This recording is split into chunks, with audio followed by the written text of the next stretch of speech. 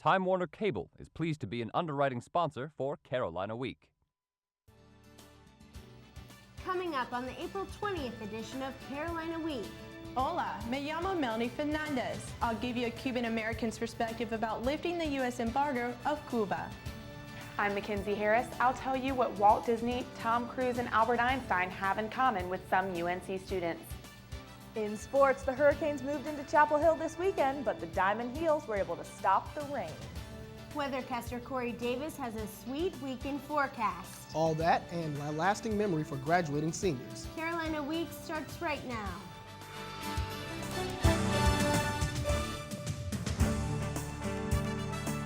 From the James F. Goodman Studio in the School of Journalism and Mass Communication at the University of North Carolina at Chapel Hill, connecting campus and community, this is Carolina Week.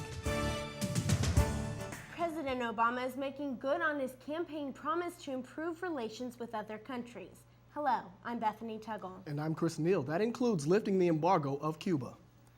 Melanie Fernandez joins us now live in the studio. And Melanie, this would be a big policy shift, wouldn't it?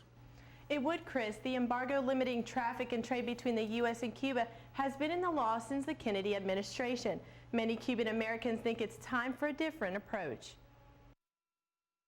Humberto Fernandez came to the U.S. the same year the embargo went into effect. They didn't let us leave with money or anything. My wife took $5 and hid it in her bra as a remembrance that my son has now because that money isn't worth anything here. Cuban Americans were initially in favor of the embargo, but many are changing their minds because they don't think the embargo has been effective. In my opinion, I think that the embargo in Cuba is not a good idea. It is correct in the sense that if they take it away, there is going to be problems with Fidel Castro and Raul Castro.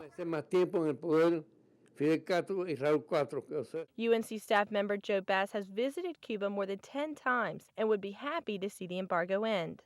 Definitely for that.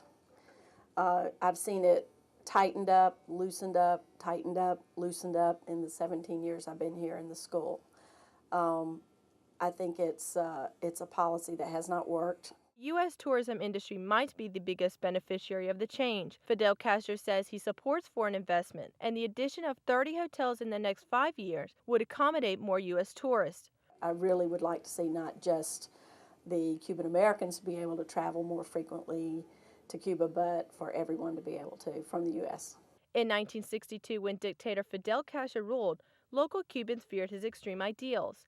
Many believe that the U.S. embargo on Cuba would pressure Castro into changing. But almost 5 decades later, little has changed in Cuba, and Cuban Americans are rethinking the embargo. Fernandez would like to visit his homeland with one condition.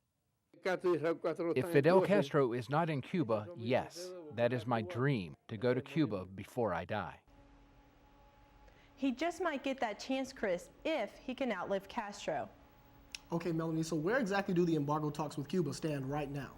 Chris, legislative representatives have met with the 82-year-old dictator and with his brother Raul.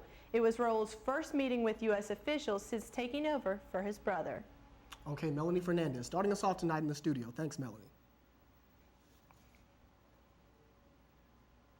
Faculty, staff, and students at UNC might not have money to travel to Cuba or anywhere else.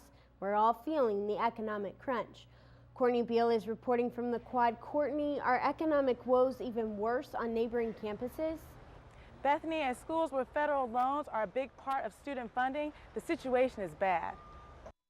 Terrence Caldwell is one of about 9,000 students who attend North Carolina Central University, and he's worried about next year. When I go into my junior year, I see now that I have to apply for more loans. Regarding like my freshman year when I had numerous amounts of grants, now I have to go work more and figure out some way to pay these loans back. North Carolina Central University is defined as an HBCU, a historically black college and university. And like the 10 other HBCUs in North Carolina and the 92 across the country, Central is being hit particularly hard. At NCCU and Shaw University in Raleigh, students are feeling the money crisis firsthand. I've been affected in many ways, especially at my school, Shaw University. Ways like, not having my books on time for classes, financial aid not coming through with my money. I'm not too happy with it. At NCCU, the students don't understand why the money the university does have isn't going to the housing situation. Right now we are in a recession for our housing. So a lot of people that I know, especially my friends and people that are in organizations on campus, don't necessarily have on-campus housing anymore. There might be some way students can save money in these hard times. I chose to stay off campus to save money because staying on campus is way too expensive. I could save probably $2,000 to $3,000 staying off campus. NCCU just ended its housing deal with Campus Crossing Apartments because it was costing them $4 million a year, money the university doesn't have. Now, Courtney, will the federal stimulus dollars help? Well, Bethany, we're not sure whether or not the money will arrive on time to help current students. Courtney Beal reporting from the Quad. Thanks, Courtney. An indoor smoking ban aimed at keeping cigarettes out of North Carolina restaurants might have some adverse effects for businesses that depend on smoking. Since Franklin Street's Hookah Bliss opened 2 years ago, Chapel Hill locals have gathered here to relax and enjoy conversation while smoking Hookah Bliss. But a bill that would ban indoor smoking in businesses statewide would also effectively close Hookah Bliss and the 20 or so other hookah and cigar bars in North Carolina, places where adults go specifically to smoke indoors.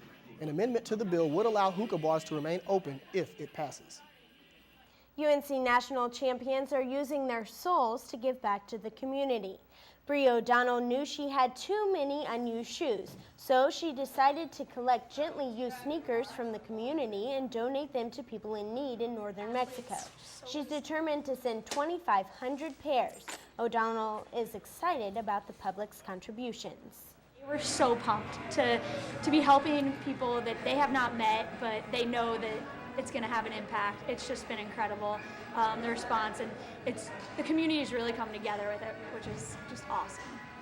O'Donnell was a goalie on the national championship field hockey team. Coming up, Governor Perdue's plan to get people working. And we'll show you how sweet it is to support the homeless in our area.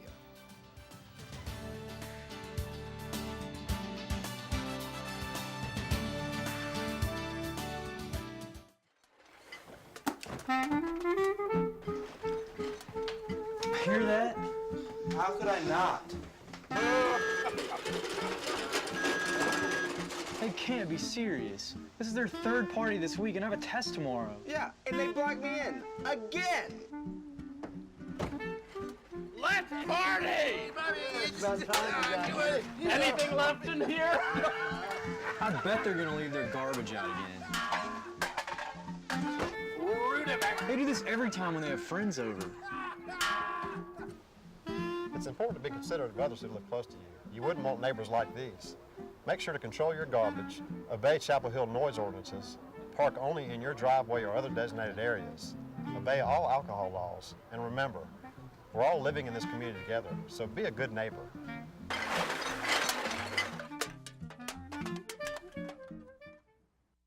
Let's go, man.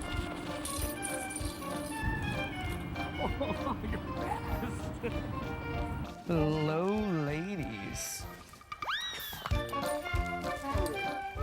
Can you imagine your life without animals? Here at the Durham Animal Shelter, we can't. So come see us. Your new best friend is already expecting you. Let's give it a shot. You can do it this time. I gotta get a real dog. 1 in 7 Americans has some type of learning disability, most of which are undetected and never treated. Mackenzie Harris has the story about these hidden handicaps. Lizzie Custer is a typical college student. She studies, she watches TV, and she has a learning disability, or LD. Many of my friends, I wouldn't remember their names when I was little. I would say, you know, that girl that came over earlier, or, oh, hey, Mom, you know the girl with the dark hair, I want her to come play. When she couldn't remember her alphabet and had a hard time reading, her mom saw the signs. After testing, Custer found out she's dyslexic. I take about 20 times as longer than everybody else in my class to read just a certain segment. So, and my fear in high school and still now is to read out loud. Teresa Maitland is the coordinator for UNC Learning Disability Services. She says many people don't fully understand LD. Somebody who's very intelligent, they have to demonstrate average to above average intelligence, but their brains are just wired differently so that certain skills are hard for them to acquire. Maitland helps LD students improve their study skills. Things such as extended test times or private testing rooms helps these students in a college setting. The skills that are hard for everybody because you're adjusting to more work, higher reading assignments are going to become impossible at a certain point for somebody with a learning disability. And these students are often more creative and the ones to think outside the box. It's not that I'm different, it's just that I have a totally different learning style. It's not that I'm stupid, it's just that it takes me a little bit longer to do things than normal. And by knowing the best learning strategies and using LD services, these students can go on to become the next Walt Disney, Tom Cruise, or Albert Einstein. In Chapel Hill, I'm Mackenzie Harris, Carolina Week. To find out how to sign up for LD services, you can visit our website at carolinaweek.org. 2 UNC students are planning a very long trip for a good cause. Reporter Mohammed Jallo has more. UNC seniors Adam Bill and Tim Blaisdell are training for a 2-year cycling journey from Anchorage, Alaska to the southern tip of South America. The goal, to raise awareness and funds to fight autism. The more we looked into it, the more we saw that it was an incredibly important cause that is often overlooked. It turns out it's really underdiagnosed. It's not well understood by the general public, and we both think that a little bit of understanding from a lot of people would go a long way. Bill and Blaisdell don't have family members with autism, but the Autism Society of America says 1.5 million Americans have the disorder. Awareness of its signs can lead to early diagnosis and intervention. Key signs to look for in young children include lack of spoken language, little or no eye contact, and lack of interest in peer relationships. For Bill and Blaisdell, preparing to raise awareness of these signs hasn't been easy. Just really trying to get our bodies into good physical shape because we're not prepped for this at all. Not only do they have to get in top shape, they also have to find places to stay and food to eat. They plan to camp and visit areas where there are no people. When we stop here in Chapel Hill, planning a fun run in costumes, so probably a 5 or a 10K, and come dressed up as your favorite pet or your favorite fruit. You can follow and sponsor them through their website at adventureforautism.com. Big part of the trip would be inspiring other people to do similar things. In Chapel Hill, Mohammed Jallo, Carolina Week. If you need to whip your body into shape for a good cause, gyms in Chapel Hill and Carborough are now offering various deals and new classes. Clubs such as the YMCA offer indoor cycling and total body training workouts. And if you need a personal trainer, you can use programs like MobileFit. Just enter personal information into a computerized account and receive a workout plan you can use at home. Still not satisfied? Well, Carolina Fitness is open 24 hours on some weekdays, and Peak Fitness Center is offering a $20 per month special. And if you're a student at UNC, the campus recreation centers are free. With the state's unemployment rate at a record high 10.8%, many are hoping the stimulus money brings more jobs and training. Last week, Governor Perdue announced the 12 in 6 initiative. It allots $13 million from recovery funds for individuals who've lost jobs through a training program with North Carolina's community colleges. In less than 6 months, you can be trained in 12 high-demand fields, ranging from assistant nursing to masonry. Training will take place at all 58 community colleges in North Carolina by the end of September. Don't you love to help others and indulge your sweet tooth at the same time? Cakes, pies, brownies, and cookies are all benefiting people in our community. Organizers of the Hidden Voices Project of Chapel Hill hope the money raised from the wine, desserts, and appetizers at Friday's Taste of Home food auction will help them stage a new production in our community. Hidden Voices promotes a dialogue about issues such as personal identity and domestic violence. The production will address homelessness and how the home is defined.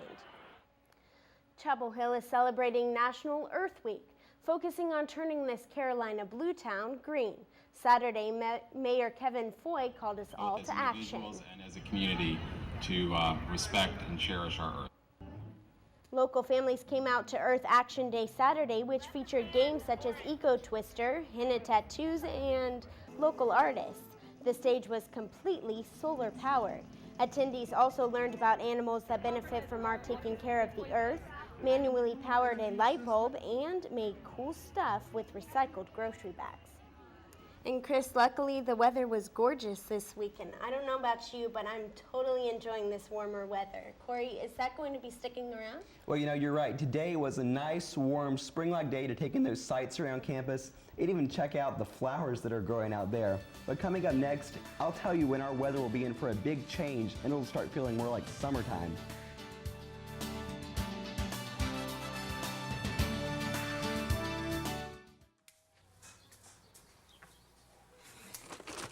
Mrs. Abruzzo, I'm Ed McMahon, and we're signing up people for... Yes, I am. Yeah. Mr. Murphy, Ed McMahon. We're starting up... No. Dreams no. really do Be come it, true. Be it the... Dinero. No. Con cámaras. No, Yes, Ed con McMahon, cámaras. see. Ed McMahon. Yes, Ed McMahon. We're having our first Ed ever... McMahon. Yes. Tuesday night at the high school. We're starting up the neighborhood watch in this area, and here's all the information. Stevie, get down here, please. No, it's just 5, 6, 7, 8. No tango dinero. Neighborhood watch. We're having this neighborhood watch, the first one. Right. I'll come back. Bye-bye. Bye-bye. Thank you. Start a neighborhood watch. It's just one of the many ways you can help make America stronger. To find out how, call or log on for this free guide.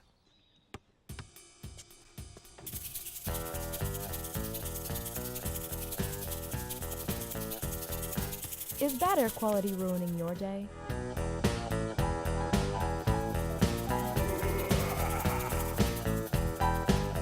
Check the Outdoor Air Quality Index before leaving home to avoid the aggravations of smog.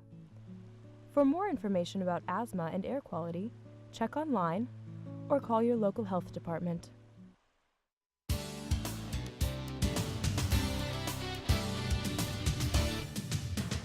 Hey there, welcome back to Carolina Week. I'm weather forecaster Corey Davis, and if you had any early classes this morning, I hope you remembered your umbrella because we got off to a very wet start to our week. Now, as we've headed through this afternoon, we've continued to see some scattered showers and thunderstorms, but as we head on through this week and by the middle of the week, we'll expect to see some clearing skies and we'll dry out from that rain. And by the end of the week, we'll start warming up. We could be in for a summer preview. I'll tell you just how warm it could get in a minute. But first, let's look at the national map. And you see much of the East Coast right now is socked in with rain, especially up in the Northeast where a warm front has moved to the north. That's given them some steady rain all day. Most of our rain came this morning and right now is sitting off our coast. It's associated with a cold front right now that's draped all the way from up in the mid-Atlantic states down through the Gulf. The clouds basically tell you where the cold front is situated. You know, as we zoom in close to the region, you see that, again, those rain showers that came through this morning are now off the coast, a few thunderstorms peppered in there. We're also seeing some storms just isolated across the Piedmont this afternoon. We haven't seen any here in Chapel Hill yet, but be on the lookout. And there is a tornado watch out for much of the region this afternoon from Chapel Hill north. So keep an eye out. We could see some severe weather later on.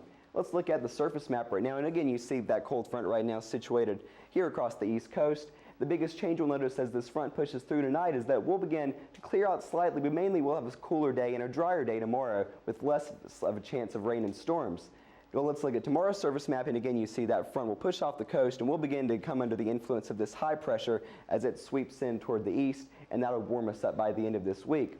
Let's take a look at your forecast now and see what it looks like, at least for the next 24 hours or so. By midnight tonight, we'll still keep a chance of rain and storms in the forecast, but most of that should be moving out overnight, so no need to keep an umbrella with you as you move through the morning tomorrow. Now notice clouds will be clearing slightly, but we'll still keep some clouds in the forecast for tomorrow afternoon. High temperature about 70 degrees, so we'll warm up during the day. You might need a jacket in the morning, but you can get rid of it fairly fast during the afternoon.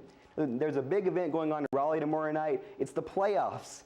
Hurricanes and Devils at 7:30 at the RBC Center, Game 4. Again, we're calling for a warm afternoon with a slight chance of afternoon thunderstorms, but hey, that's springtime in the Carolinas for you.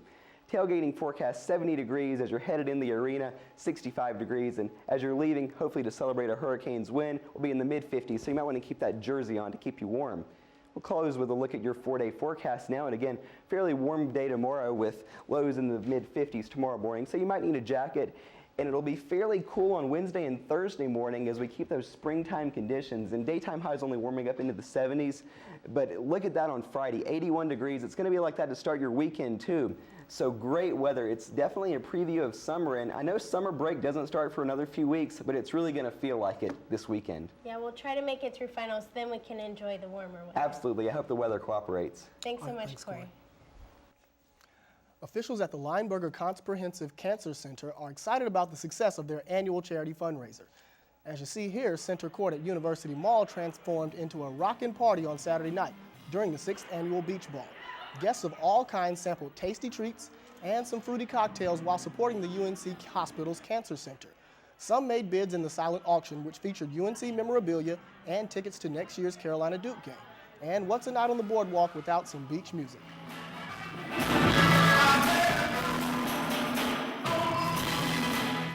And we're joined now by Kate Howard. And Kate, the softball team's been dancing to a beat of their own lately. That's right, they sure have. How about that Tar Heel softball team? Coming up in sports, 21 in a row. We'll show you how the softball team is dominating the ACC.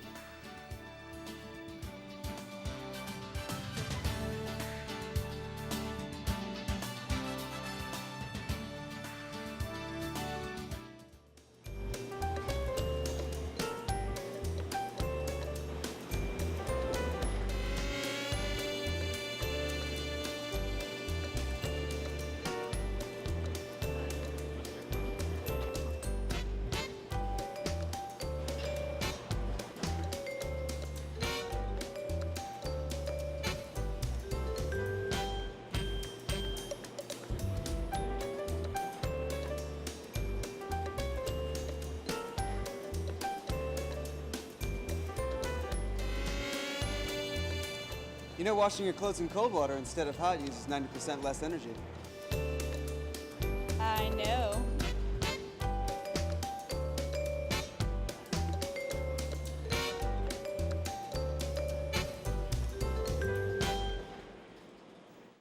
The Diamond Heel sweep against Powerhouse Miami this past weekend is the big talk on campus. Friday starter Alex White finished with a one-hit complete game in the 7th with Dustin Ackley on second and the Heels leading 2-0. Kyle Seeger smacks a pitch up the middle for an RBI. White closed the game retiring the side on strikeouts and the Heels win game 1 3-0. In the second game, Adam Warren got the start, and the Hurricanes would rough him up early, scoring 3 first-inning runs. But Carolina's bats came alive in the 4th. Levi Michaels' chopper scored 2 runs and tied the game at 3. This game would go to extra innings, and in the 10th, Mark Fleury's shot to right center scored the winning run as the Heels take it 5-4. On Sunday, the Heels were looking for a sweep of the Canes with Matt Harvey on the hill. Harvey went 7 strong and got the Canes hitters looking to end both the 2nd and 4th innings. Dustin Ackley was a machine, as usual. After that single, Kyle Seeger would drive him home with a double right center, extending Seeger's hitting streak to 12 games in the process. Then it was Ackley again, of course, smacking one down the left field line for a double and his 4th hit of the afternoon. He would score a suicide bunt from Ryan Grapple, putting the final touch on a 4-1 Heels victory. If the softball team keeps playing the way it has, the ladies could reach their own College World Series. Kelly Davies takes a look at the weekend sweep. On Saturday, Danielle Spalding opens the action in usual form. Allie Blake blasts this pitch to center field. Here it nearly clears the fence to score 2 runners in the bottom of the 1st. The Tar Heel offense posted a 3-game lead heading into the 2nd. Spalding works her magic on the other side of the plate, smacking her 9th home run of the season. Danielle Spalding! Brittany McKinney grabs this foul ball, and the Heels roll Tech 8-0 on the mercy rule. In Game 2 action, senior Lisa "The Wall" Norris turned in a solid performance. The Hokies couldn't say the same. Watch the collision here in the outfield. Ooh. Allie Blake steps up once again, knocking this ball deep to center field for a 2-run double, bringing Allen and Brown into score and giving the Heels a 4-0 lead. Go! Watch the hustle here from Christine Nauer, and she's... It's safe to say that with this 5-0 win, the Heels are dominating the ACC. The Heels looked for a sweep on senior day, and senior Lisa Norris looked strong on the hill with 6 strikeouts. Bottom of the 1st now, runners on 2nd and 3rd for Danielle Spalding, who laces this double into the outfield, scoring both runners. Heels lead 2-0. Spalding would get her first save of the season. Heels win 3-1. In Chapel Hill, I'm Kelly Davies, Carolina Week Sports. Next up, the ECU Pirates tomorrow afternoon for the Heels. The 4th-ranked women's lacrosse team traveled to Duke on Friday to take on the number 5 Blue Devils. Jen Russell got the Heels off to a quick start, sneaking this shot past goalie Kim Mbezi, but Duke would respond later in the first half with a spin move and a goal, knotting the game at 3. After falling behind 5-4, Carolina's on the move. This shot is denied, and so is the follow-up. The ball's batted around, and finally Corey Donahue would come up with it and fires it in. Later in the second half, Duke would trail by 1, but not for long after bouncing this shot past goalie Logan Ripley. But in the end, the Heels were just too much, and here Becky Lynch finds Kristen Taylor, who finds the back of the net to give Carolina the 9-7 victory. The Tar Heels got off to a quick start in their last regular season game on Sunday, scoring 3 unanswered goals in the first 5 minutes of the game against Stanford. And the scoring continued for the Heels, who led 7-5 at the half after this goal by Chelsea Parks with less than a minute remaining. Stanford battled back with physical play in the second half, but it wasn't enough to stop Kristen Taylor, who scored 5 goals in the game to lead UNC. The Tar Heels went on to win 13-10. And UNC has clinched the head-to-head Carlisle Cup competition against Duke. Carolina leads the Blue Devils 15.5 to 10.5. The Heels claim the cup by securing weekend points in women's lacrosse, men's and women's track, and women's golf. And that's 4 Carolina wins and a tie in the past 5 years. So that's what we've got in sports. Thanks so much, Kate. Thank you, Kate. UNC is one of the top 5 public schools in the nation. True, but have you ever wondered what students learn outside of class? I'm Tamara Hill, and I'll show you how some UNC seniors are putting their college education to work.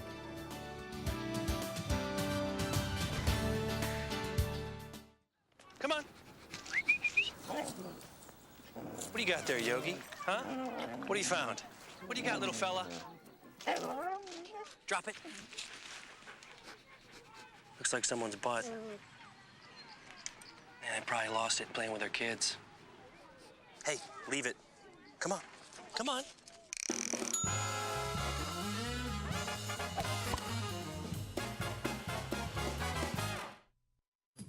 If you have a story idea, contact Carolina Week at 843-8292. You can also visit us online at carolinaweek.org. If you have questions about this program, write Carolina Week at Campus Box 3365, UNCCH, Chapel Hill, North Carolina, 27599. This is Senior Week. Reporter Tamara Hill was there for the kickoff on Sunday, the Senior Decathlon. Melissa Woods woke up, ate lunch, and joined the Jungle Penthouse on a journey to the top. Wait, what's the Jungle Penthouse? The name of our team, me, Amanda, and Mary lived in a house that we called the Jungle this summer, and then Amanda, Mary, and Nikki lived in a dorm room they called the Penthouse. The Jungle Penthouse was off to participate in the Senior Decathlon. The events were painful. Woods valiantly chugged water from Blue Cup Flip Cup, and others fought to find daily Tar Heel stands. Jungle Penthouse member Nikki Rumley inhaled a plate of food from Lenore, an event that brings back memories for anyone with a meal plan. I can tell you from personal experience, this cold cafeteria burger tastes the same as it did 4 years ago. Woods let teammate Amanda McPherson handle the keg toss, but her second throw fell a little short. As their team headed towards the final destination, Run! It was obvious that having a good time was more important than winning to the Jungle Penthouse. Yes, top 5. Top 5. And what's the reaction from winners, the Pine Bluffers? Well, first are allergic with rashes and allergies and stuff, but it was fun. Even though the Jungle Penthouse team didn't come out on top today, the memories from this event are sure to last a lifetime. In Chapel Hill, I'm Tamara Hill, Carolina Week. Well, I have to tell you, that is definitely something that I don't think I could do. I actually went out there. I didn't get to participate because, we're just juniors, but I can't wait till next year I can actually get to do it, so that's pretty good. Yeah, it looks like a lot of fun. I mean, they look like they were having a good time out there. They had a ball. But that does it for this edition of Carolina Week. Thank you so much for watching, and have a great night.